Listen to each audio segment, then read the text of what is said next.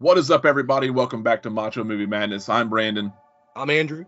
And today we're going to be discussing movies of 2022. Andrew, it's been a long year filled with great movies and not so great movies. Very disappointing ones. Very disappointing movies, but yeah, very hyped up movies that were disappointing to us.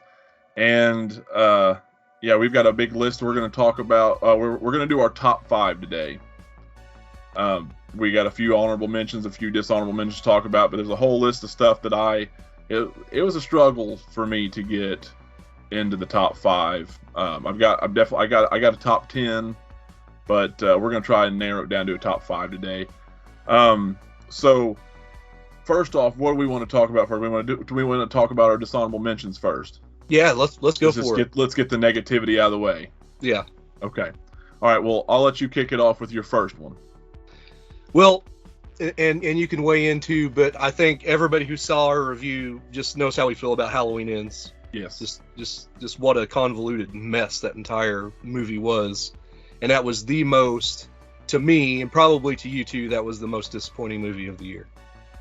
It's definitely the most disappointing movie of the year. Big fan of the series and just fell completely flat. Anybody can watch our review and countless other reviews out there to know what we had a problem with. That really sucks. I was hoping to see it on this list. Yeah. Yeah, it might have been, if it had been in a different universe without Michael Myers and just had that story, it might have been close to an honorable mention movie, just the way it was shot. It was shot really well. That was what was so confusing about the movie, is how great of a movie it was as a produced film, but just the story was just too incoherent for a third part of a trilogy. That, like you said, if it was an anthology type deal or a one-off, it might have been different. Yeah.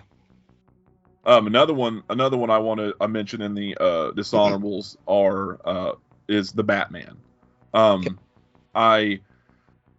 Again, just like Michael Myers and Halloween, I'm a huge Batman fan, and this one just completely missed the whole mark for me. And I know that there's a little, it's kind of like Halloween Ends. There's a little division in the Batman side of things with, as far as critics go. I don't think the movie looks terrible. That's about it. It's Robert Pattinson.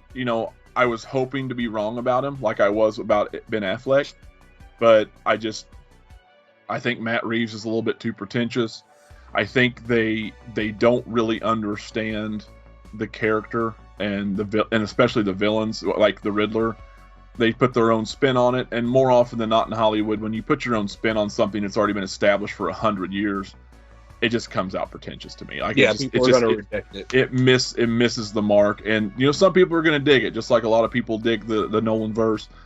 That's cool, just not for me. Riddler is not, Hush. He's not the Joker. He's the Riddler, and I just didn't. That's where I'm more upset with how they did the Riddler than I am how they did Batman. Even Robert Pattinson as Batman, but I also don't think he really hit the mark for me as well.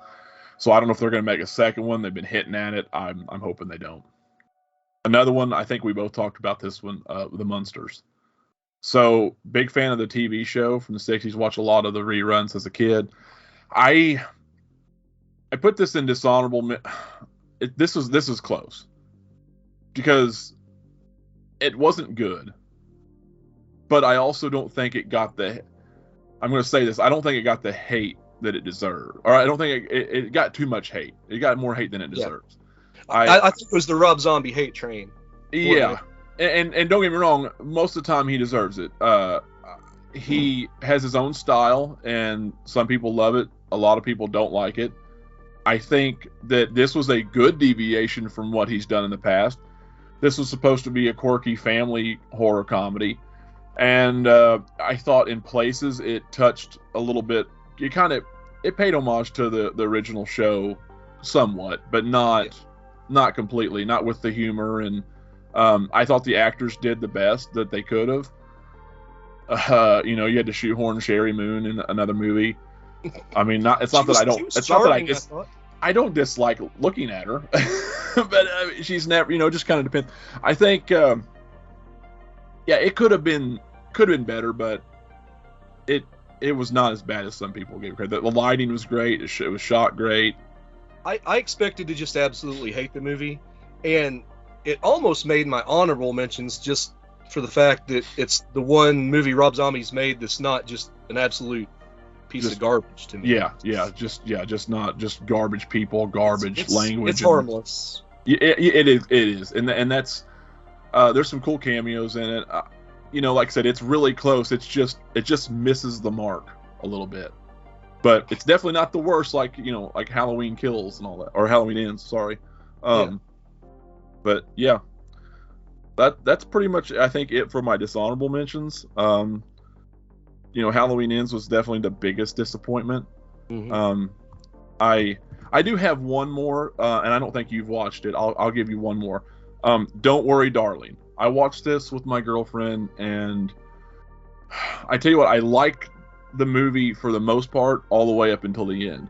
It kept leading to this big reveal, and it was kind of a Stepford Wives Truman Show kind of type movie, right? Yeah. And I really like Truman Show, and I didn't dislike this movie. I liked this movie all the way up until the end, and then you find out spoiler. Are you okay with spoilers? You gonna watch it? Yeah, I probably won't. So warning to everybody, there's gonna be spoilers all over this. So it's the end of the year, you need to watch it. It's all VR, so there's not any, and there's a little bit of mind control in there, but it's all basically VR. He's forced her, kidnapped her basically, and forced her, his ex-girlfriend in real life, to do this new state-of-the-art top of the line VR thing where it looks like it's like the 1950s, and they all go to work every day. They don't talk about the work. They can't talk about their super secret work. And the women just stay home and do their thing. And there's some things that she starts to notice, especially with one of the other women who said that they're not supposed to be there. Things are not adding up. Lo and behold, they're not supposed to leave town. The women are not supposed to leave town. They're not supposed to go outside of town. It's dangerous in the desert, right? They're out in this desert community. It's dangerous. And that's when you come to find out that the headquarters that they're not supposed to go to is just basically the exit to this VR. The men, when they leave their homes in the morning, their jobs are in the real world.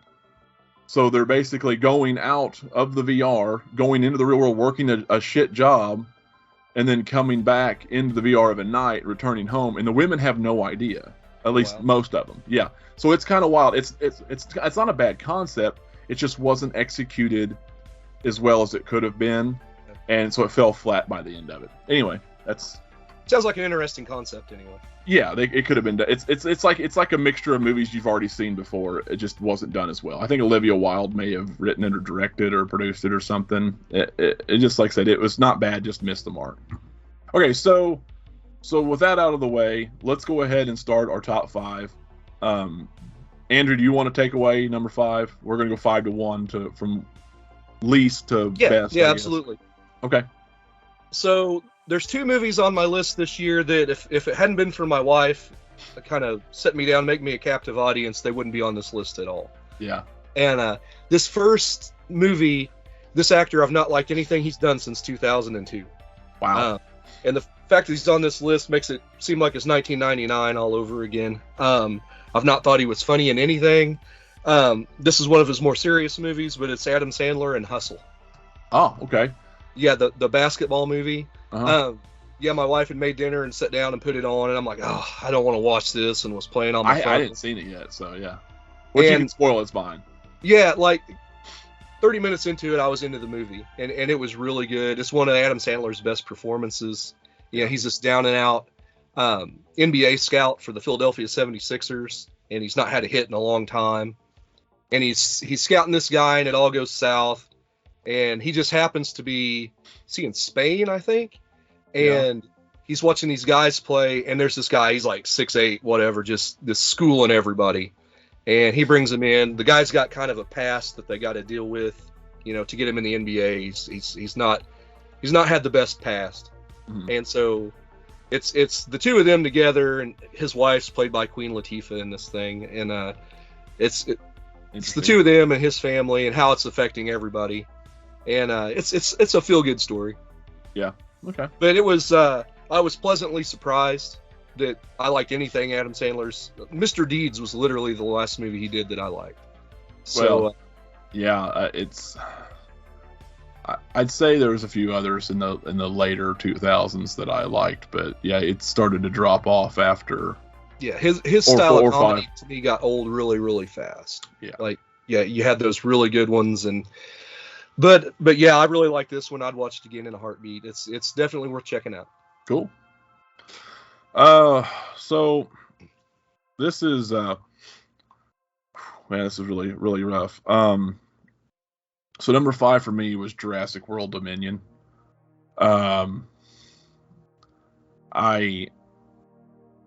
It's really close between this and Sonic 2. And I know I might sound silly to some people. I watched quite a bit of movies this year, but not a lot. I think just having all of those guys together again, the original cast, and then you having Goldblum, and Goldblum was extra Goldblum in this. And it's just hard to beat Goldblum. Yeah, it's hard to beat Jeff Goldblum when he's on when he's on the money, and I think he plays it up now more than he ever did, just because people know and love it. It's kind of an open thing, right? He's just he loves to act a little bit weird, and I think he plays it up. But having all these guys back again, I thought it was a little bit better than the second one, The Fallen Kingdom. Yeah. Good summer action movie. Good way to kind of end the series. Seeing Sam Neill back again was awesome. I've missed that dude, like in a Jurassic World or Jurassic Park movie, and like nothing will touch the first one.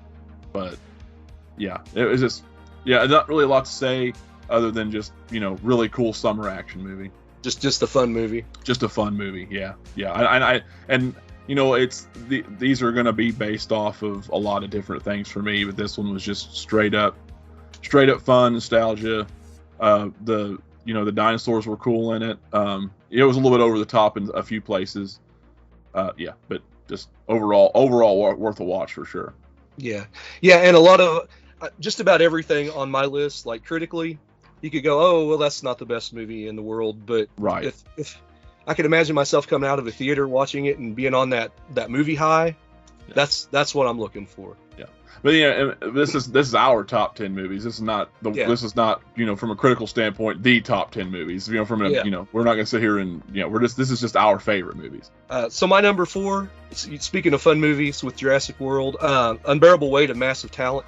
Yes. Yeah. With Nicolas Cage. You want to talk a fun movie? Yes. That so fun. When he goes over, I think that movie's set in Spain too, right?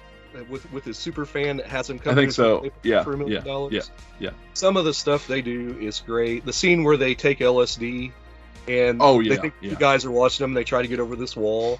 I never laughed so hard. That's the hardest I laughed all year at a movie. Really? That's good. My wife's like, what's wrong with it's just something that I like. You've seen the trailer and you're like, oh my god, this is crazy. I've got to see it. It's Nicolas Cage, right?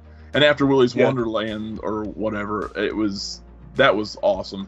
Yeah. This movie, like you come to find out as they're writing this script for this movie they want to make together, all these things are happening. Yes. all like everything keeps happening in the movie that they're writing. And this little friendship bromance thing that they've got going because he's such a big fan, and it's just all while Nicolas Cage is trying to kind of undercover FBI agent him a little bit, figure out what's going on. Turns out it's not him, and I don't know. It's a really cool movie. I absolutely loved it. It was in my top 10. I just couldn't squeeze it into my top 5. Yeah, and it's because there's just too much other stuff. Yeah, but it's in my top 10. Nicolas Cage, I feel, in the last several years has had a career renaissance. The last time we did one of these, when our YouTube channel was up and going, was I think I put Mandy in the top 5.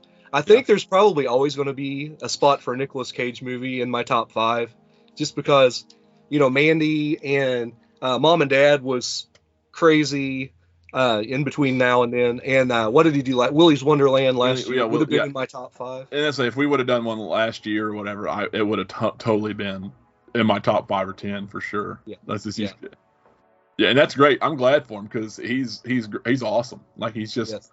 he in a wackadoo way, kind of like Jeff Goldblum. You know, like they've got their own thing, and they know how to work it. And man, it's just charming. So for my number 4, I picked Scream. Scream 5, however you want to say it. Scream 2022. Quite a bit better than 4. Better than 3. You know, I'm a big fan of the series. I mean, I don't really hate any of them. I could make an argument for 3 where a lot of people trash it. Especially the original concept that 3 would have been so much better had Columbine not happened. So the ideas that Scream had, and I need to actually do something about that. Like I need to talk about that one of these days because I had no idea. Oh yeah, there's 2 killers and everything. Like and there's some stuff still left in the theatrical release, the current version of Scream 3, that kind of shows that, you know, who the other killer was supposed to be. Anyway, Scream 5, whole new set of kids. The death of Dewey is still, you know, it just shook everybody, and you know, just something that they done that I didn't think they had the balls to do. And after all this time, after all these years, you know, after all the crap he's been through, how many times he's been stabbed, and, you know, in every movie thinking he was dead, and that's kind of been the running gag of the series, right? He's believed to be dead almost every movie. You know, Nev Campbell they almost bit it in the last one, but this one here, they finally done it. They didn't kill the other 2, but just him. I told, you know, they kind of took it back to Woodsboro and the old house that Stu lived in, and that was kind of a cool piece of business there, I thought. Totally worth watching if you like old slasher movies, if you like the Scream series. Even if you don't, it's worth watching. I think it's a great way to kind of reboot the franchise, and now they're getting ready for Scream 6, and Hayden Panettiere is actually coming back. Okay. She survived the 4th one apparently, and I think they gave that away in this one. But actually funny, James from Dead Meat, he does the kill count, was him and his wife Chelsea were actually in Scream. They had a little cameo. Okay. Like they're internet news YouTubers, basically influencers or whatever. They were on the. I don't think they were. I don't think they were themselves, but they were on there, kind of in a cameo. That's funny. Good for them. Yeah, it's cool. That'd been awesome, right? Yeah. Anyway, yeah, that's my number 4. I'll have to check that one out. I haven't seen it. You should. Going down to number 3. This is another one that I wouldn't have watched without my wife pulling it up. I think it was on Netflix or Hulu. It's Where the Crawdads Sing. Oh. It's surprising that this is on a Macho movie podcast, because it's kind of, you know, a love story. There's this girl that's the outcast. She's been raised on, you know, out in this marsh. They call her the Marsh Girl, and she's under trial for the town star quarterback got murdered, and they think she did it. It kind of reminds me a lot of A Time to Kill. Oh yeah, okay. But more time is spent on the backstory. There's like a love triangle, and not so much in the courtroom like A Time to Kill. But the movie was pretty good. It might have made my top 10, but there's one scene that just pushed the movie over the top, and you'll know it if you watch the movie, you'll know it when you see it. There's one scene that makes this movie special. Okay. Beyond just being just slightly above average, and that's why that lasting moment made it number 3 on this list for me. That's crazy that, you know, when movies can bring 1 or 2 scenes in and just really push it over the mark for you. Number 3 for me, you know, our lists are very different, and which I think is good. But it's just it's just funny to see where we're at on our list. You know, mine's probably a little bit more and I hate to say it, but it's probably a little bit more trendy or, you know, normie, I guess. But mine's because like I've never even heard of that movie, to be honest with you. It was a book that they made into a movie, and it's kind of a girly book. So I mean, I'm not surprised that you haven't heard of it. Oh, okay. Yeah. This is Macho Movie Madness after all. Right. Yeah. No, yeah. So this one here, I think, is on the list because I mean it's good. It is good, but I had so much fun with it. It's so funny, and it's Thor: Love and Thunder. Okay. I just think that like Thor has had such a big turnaround, and I know that they've went the metal, kind of the heavy metal and comedy route these last couple iterations of movies, like with like, you know, Ragnarok was just wild, right? And it was heavy metal basically. It was really no different than Love and, I mean, it was one giant Guns N' Roses soundtrack, and like the entire like the soundtrack was just Guns N' Roses, and that's right up my alley. That's my favorite band, pretty much. So, Right. like, between that and the comedy and the action, Christian Bale was an awesome bad guy.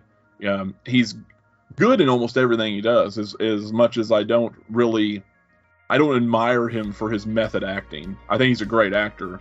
I think he's absolutely insane for doing some of the stuff he does to his body, and it's a wonder he's not sicker or dead or something. But Yeah.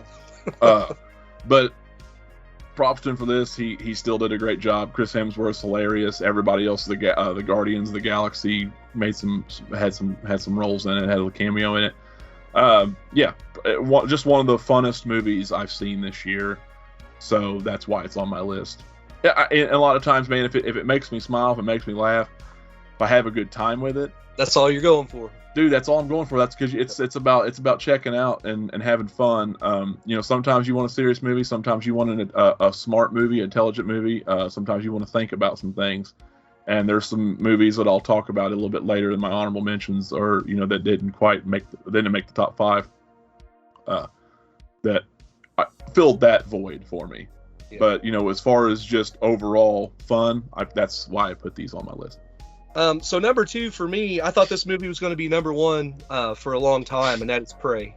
And anybody who's heard me talk at length about Prey, it's definitely a worthwhile addition to the Predator series. Yeah. You know, I'd rate it right behind the first Predator for me. Yeah. Just a great concept of a more primitive Predator going back to a more primitive time. And yeah. Well, and I didn't think I was going to like it because of that. Yeah, but it turned out to be really good. Yes. I like it. At times it's almost like a silent film, and you're just watching everything transpire. But yeah, just for the nostalgia of being a fan, and actually, you know, Predators was okay. The Predator I didn't really care for. This is the first Predator movie I've really loved since the first one. I liked the second one, but you know, it was what it was. I liked just about all of them. Predator, the Predator, other than a few things, I had a pretty fun time watching that. And I think it was a little over the top, but you know, with Keegan-Michael Key in it and them doing that thing where they just kind of look at each other. It was pretty silly. That was, but you know what? I hadn't laughed so hard, and it wasn't that. I probably looked like a boob because I was in the theater, and I think I was watching it with Chris and maybe Chelsea. I think she was in there, but I mean, just when they looked up at each other, it was him and Thomas Jane, I think. Yeah. And they just kind of looked at each other like they were dying, so they decided to shoot each other to finish each other off. They just kind of nod and then shot. I mean, I laughed so hard. It was just so. I mean, I have to give props to the Predator just for that scene. Prey, I agree, man. It was in my top 10. It didn't make the top 5, but because I'm not as big of a fan as you are of the series, I do love it. But it was in my top 10. I'd be interested to hear what Chris thinks about it. Yeah, I know. We need to get him in on this too. Okay, so what are we? You're number 2. I'm number 2. Okay, sorry. So my number 2. And I just watched this. It's Bullet Train. So I'm going to tell you something. This, just like you and your number 1 in Prey, this is so close. This is so close for me. Yeah. And it's just fresh on my mind, but this is so close. I absolutely love Bullet Train. And if I sit here and think about this, I'm probably going to talk myself into putting it number 1. It's that close. Well, let's just go ahead and talk about it, because I will tell everybody this is my number 1. Oh, okay. So he's going to give it away. I'll let the cat out of the bag, and then we can do the reveal of the others before we do your number 1. Okay. So we can kind of talk about this at length. Okay. So yeah, Bullet Train. and now that we're doing this, it probably should have just been number one so we can talk about it. But I mean, it's that close, people. Like, it's so good. If you have not seen Bullet Train, you have to. I don't know why it took me so long. Like, I've been seeing trailers and the hype for it, and I'm just like, whatever. I don't know. I love Brad Pitt, but no. So Brad Pitt as a mercenary or assassin, basically.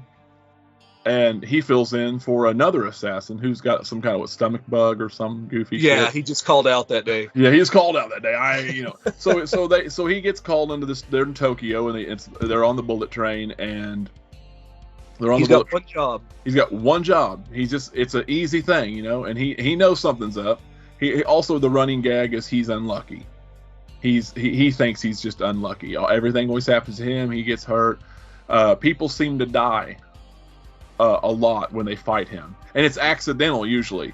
It's usually some goofy accidental way. He's not even trying to kill him. He's just trying to like, whoa man, no, let's talk about this. Let's back off. He don't want to kill nobody, and they just somehow die. There was one scene where he's holding the briefcase, but he's supposed to retrieve his briefcase and get off the train next stop. That's it. Yeah. Doesn't ever work out that way because he doesn't have the luck. So this guy gets on, who's played by Bad Bunny. He gets on, and he's exacting revenge for the death of his wife and his family at his wedding. And they're in the middle of this crazy, awesome fight. And he's like chucking this knife at him. And he just holds up the briefcase, and the knife hits the briefcase, deflects, and goes right back into Bad Bunny's heart.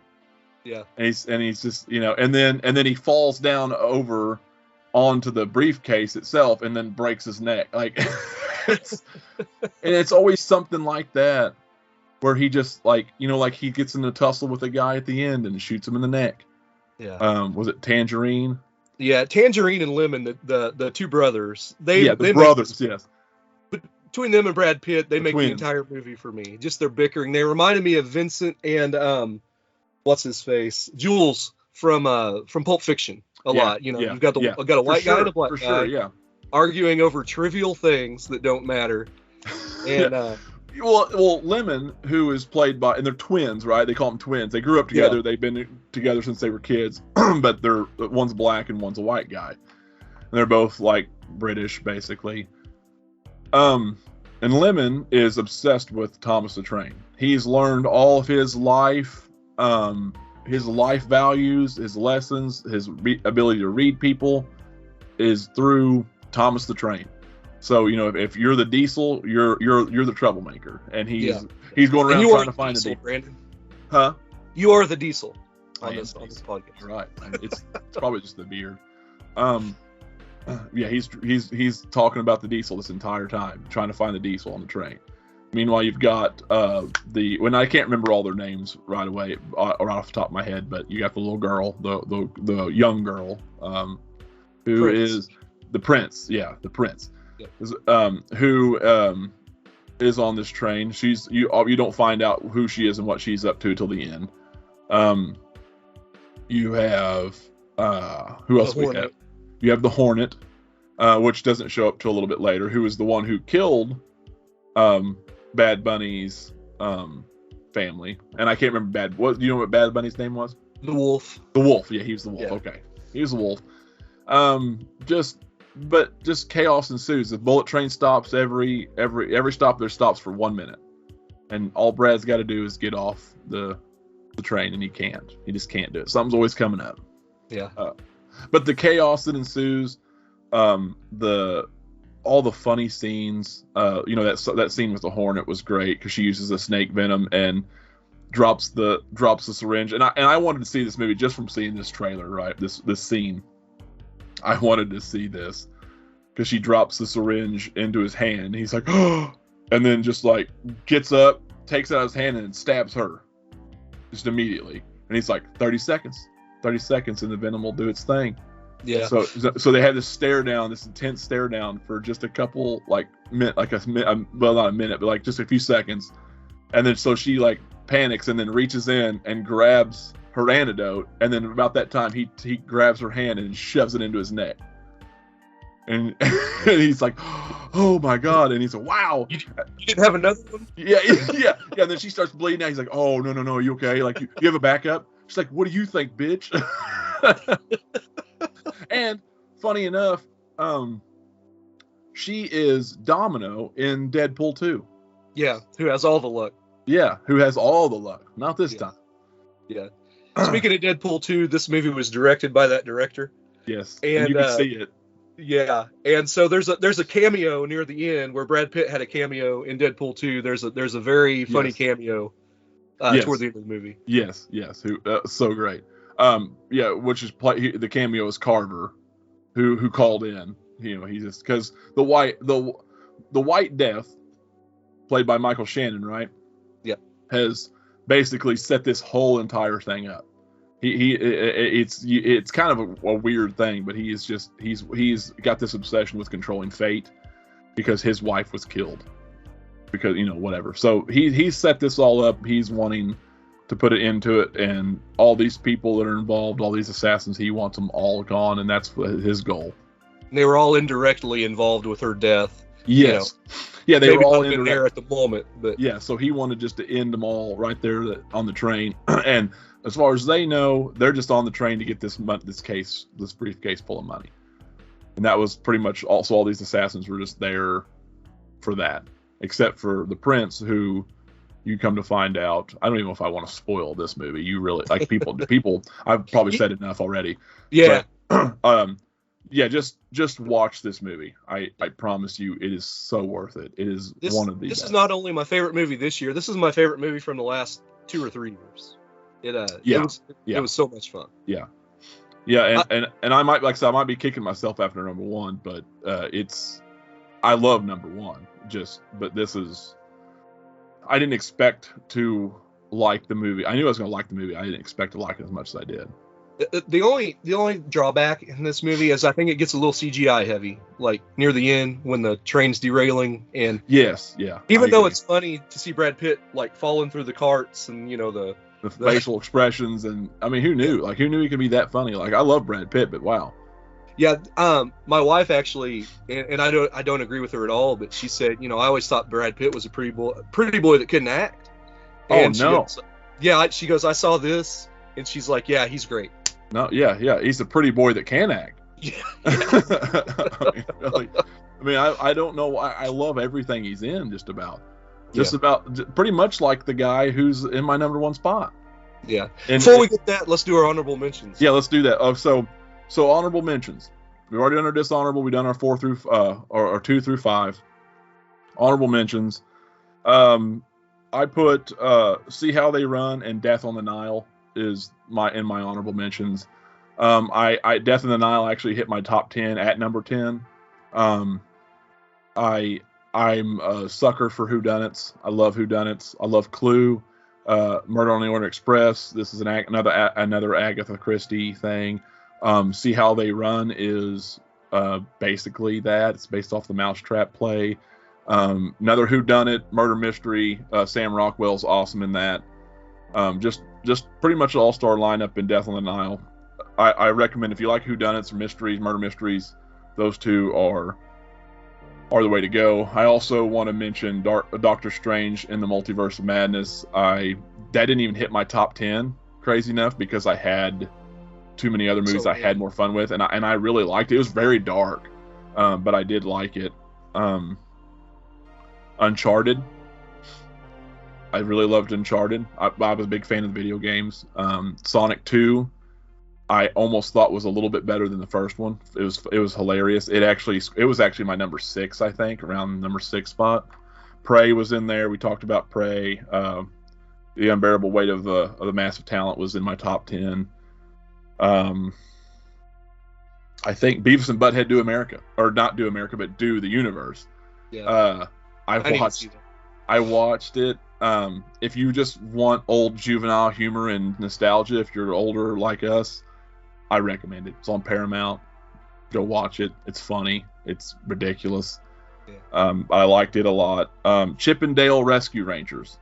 Okay, so I didn't even know this movie existed, or was even being made, and I just seen it on Disney Plus one day, and it's kind of a Who Framed Roger Rabbit type thing where you've got like real world people and you've got live action, like you've got your live action actors and you've got your cartoon characters. Yeah.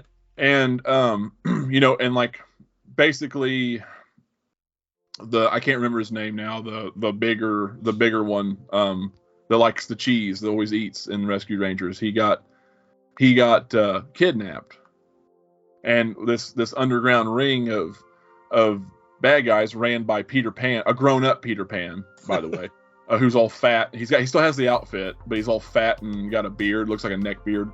Pretty funny. They captures all these old cartoon characters and gives them these new looks, like Flounder from Little Mermaid's got a long nose, and he puts them in pirated movies, and he sells them these pirated movies, like so the Rescue Rangers, who have been split up by this time because they went their separate ways, have to kind of join back together to save him. And it's got the ugly Sonic. Do you remember that from when they first a few years ago. Yeah, a few years ago when Sonic came out, they did the ugly Sonic, and everybody freaked out, so they changed the look and made him look right. Well, they put ugly Sonic in this movie, and he's got a pretty funny role. It's just so fun. I don't mean, like, it's not the best movie of the year by far, but it's worth a watch. Like, if you like Rescue Rangers, or you like just old funny stuff, or Who Framed Roger Rabbit, it's not quite as iconic, but it's totally worth watching. Chip.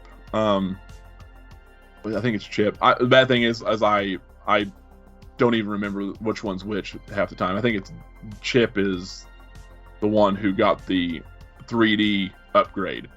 So like you can go through this process where you get a 3D upgrade, so you can go from your hand-drawn cartoon character to 3D animation character. But the other one didn't get it. So now you've got a 3D Chip Rescue Ranger Chipmunk, and then you got the cartoon, 2D.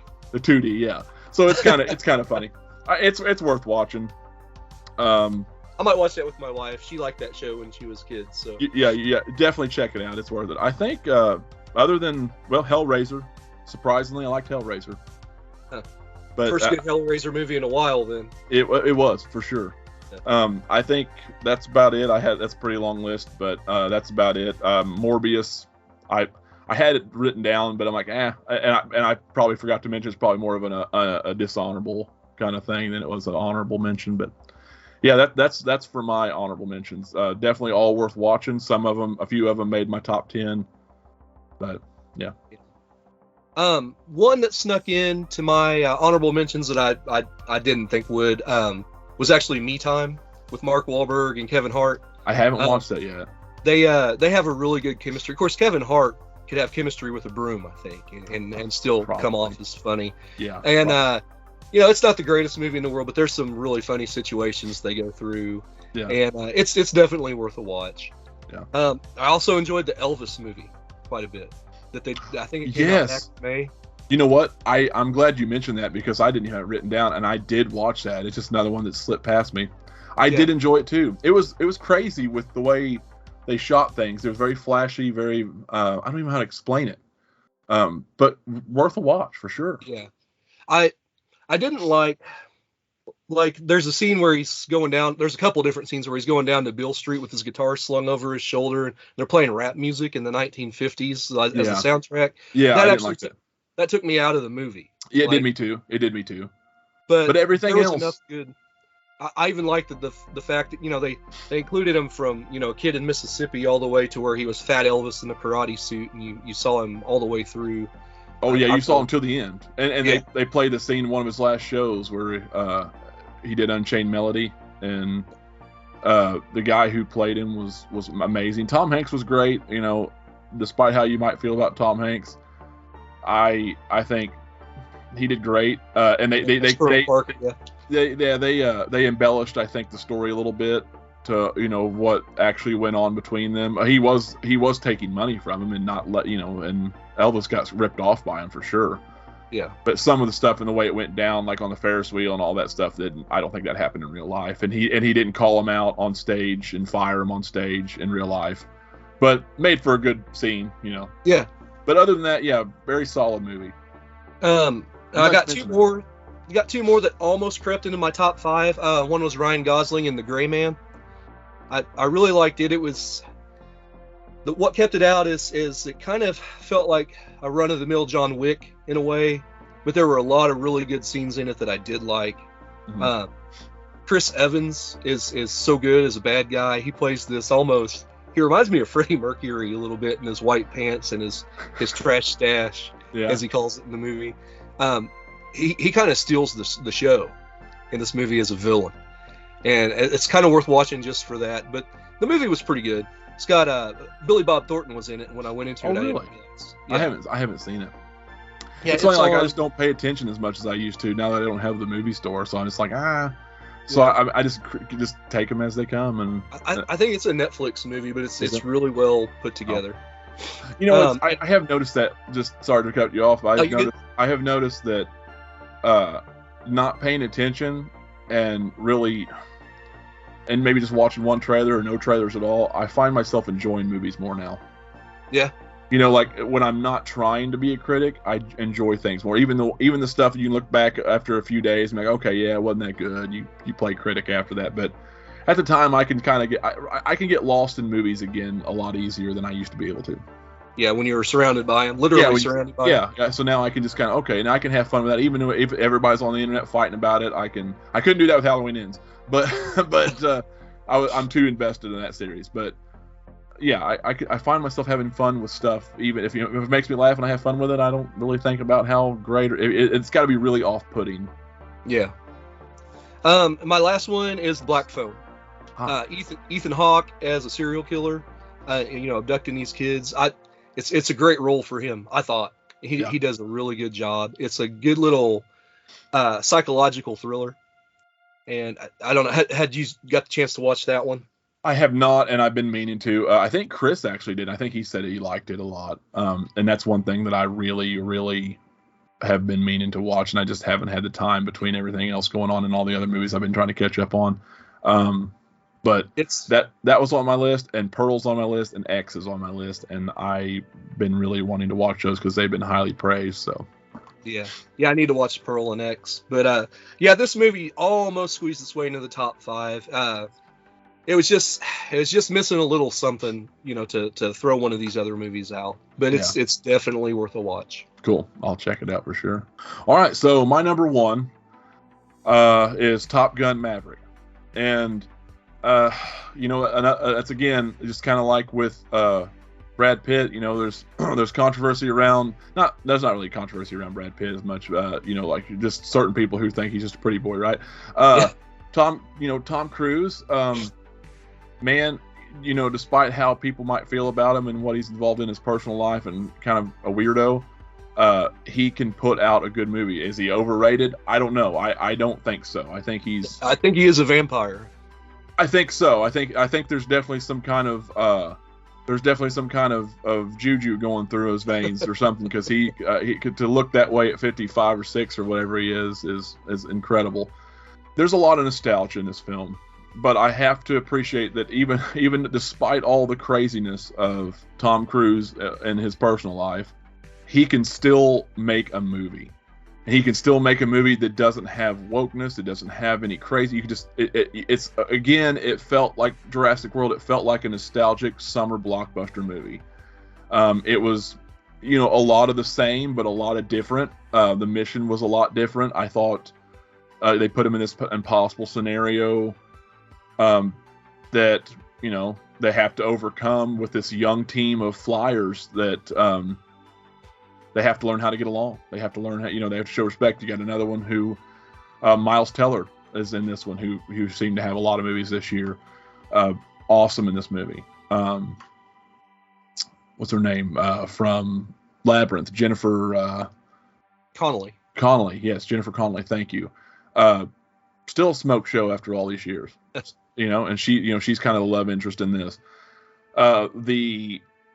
The air, the plane scenes, all the jet scenes, all that stuff seemed to be like real life done. Nothing, not a lot of CGI. I don't know if there's any CGI in this. If there was, from what I was understand, it was all real, like stunts in these planes.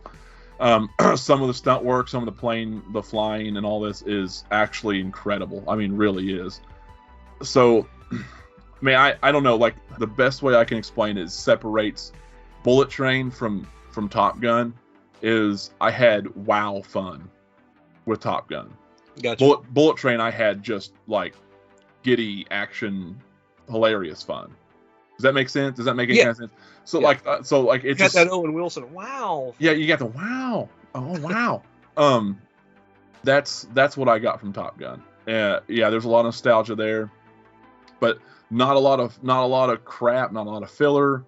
Just just a lot of Tom Cruise being Tom Cruise, and just a lot of Maverick being Maverick. And I think I don't think you've seen it yet, right? That's one thing you haven't seen. I'm telling you.